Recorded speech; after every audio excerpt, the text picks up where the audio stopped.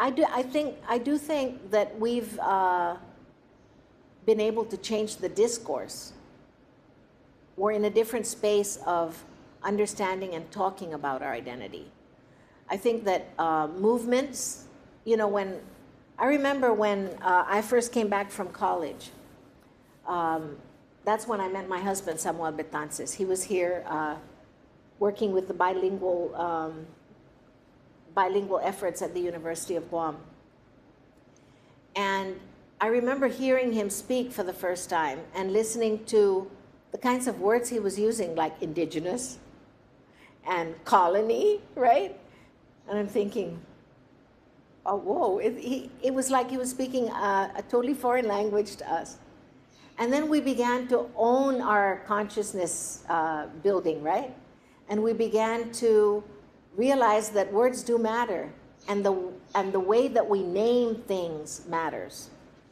So by just calling our experience a colonial experience, we didn't do that until the 70s, you know.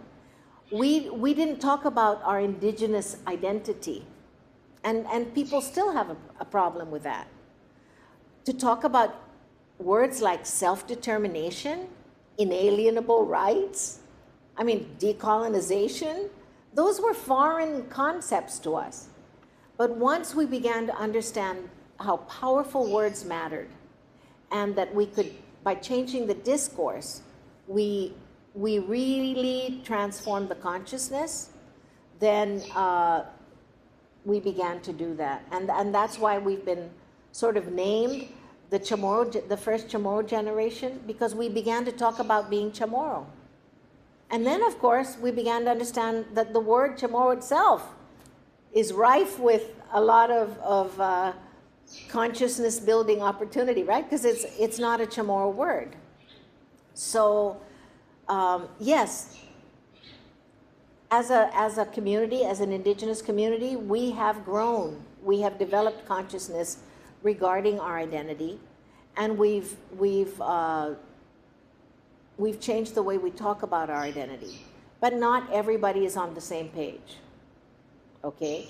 And so for some people, the idea of being Chamorro, authentically Chamorro, is going back to pre-colonial times. That is really, honestly, absurd, delusional. We can't. Nobody wants to give up their air condition. Nobody wants to give up, you know, the amenities of life, right? And so what do we do about that? Well, we have to understand that that's where our roots are.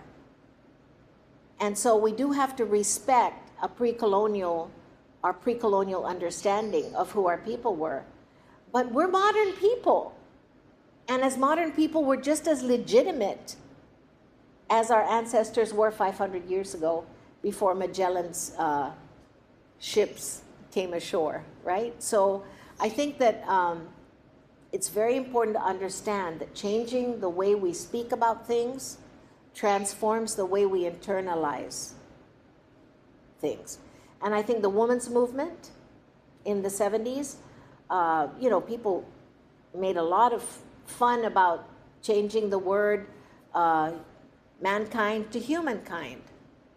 But it matters, because humankind includes everybody and mankind doesn't, right? Even though it's supposed to be a generic term. He, using the pronoun he as the principal pronoun, you know, I know that it was troublesome to go he, she, because that was how we had to do it.